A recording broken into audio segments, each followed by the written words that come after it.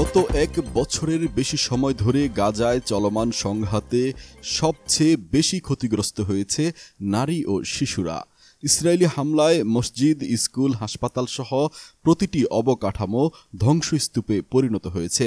গাজায় দক্ষিণাঞ্চলীয় খান ইউনিসে আশ্রয় নিয়েছেন রামজি নামের এক ফিলিস্তিনি। তিনি জানান, বেইত হানুনে ইসরায়েলি হামলায় সব হারিয়ে তারা বারবার স্থান পরিবর্তন করতে বাধ্য হয়েছেন। এখন তারা অস্থায়ী একটি আশ্রয় কেন্দ্রে অবস্থান করেছেন। তারা আরও বর্ণনা করেছেন হৃদয় বিদারক ঘটনার।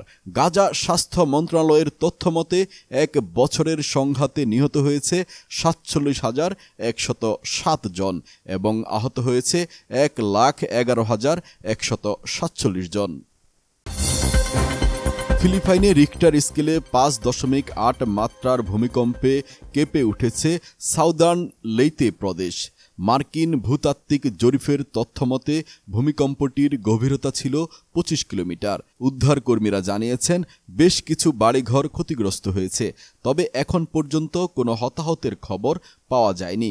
প্রশান্ত মহাসাগরীয় রিং অব ফায়ারে অবস্থিত হওয়ায় ফিলিপাইনে প্রায় ভূমিকম্প আঘাত হানে।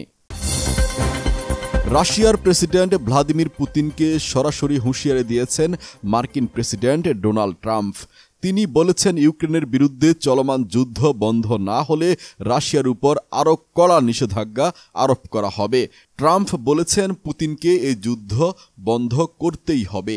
আমি প্রেসিডেন্ট থাকলে এই যুদ্ধ শুরুই হতো না। এখন এটি বন্ধ করার সময় এসেছে। ইয়েমেনের হুতি বিদ্রোহীদের আবারও সন্ত্রাসী সংগঠন হিসেবে তালিকাভুক্ত করতে নির্বাহী আদেশ জারি করেছেন মার্কিন প্রেসিডেন্ট ডোনাল্ড ট্রাম্প।